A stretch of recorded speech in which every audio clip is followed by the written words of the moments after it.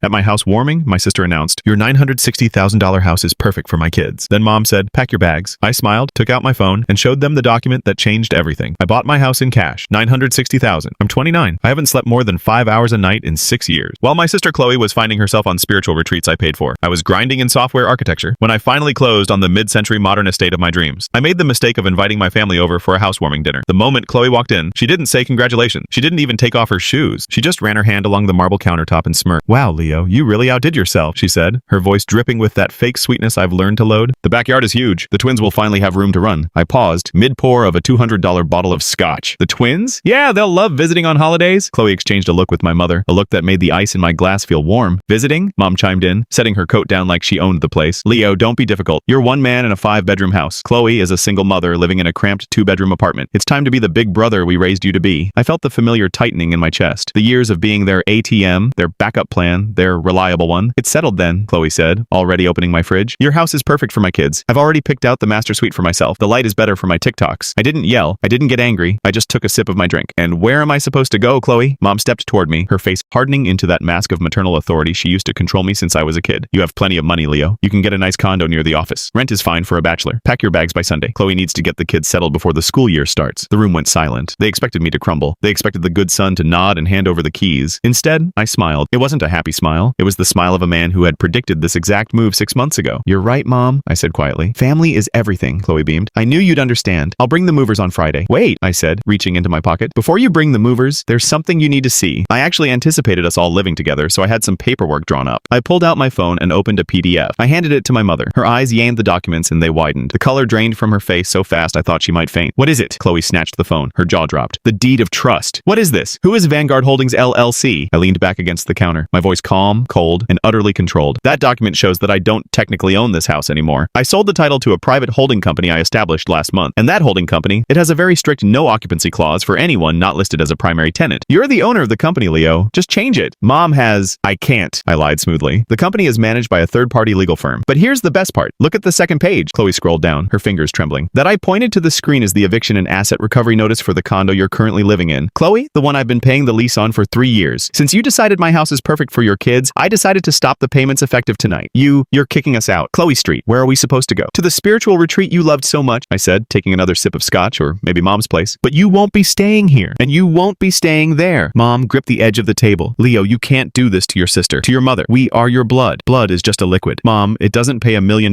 mortgage," I replied. "You told me to pack my bags, but I think you both should start packing yours. The locks on the condo are being changed at midnight." I walked over to the front door and held it open.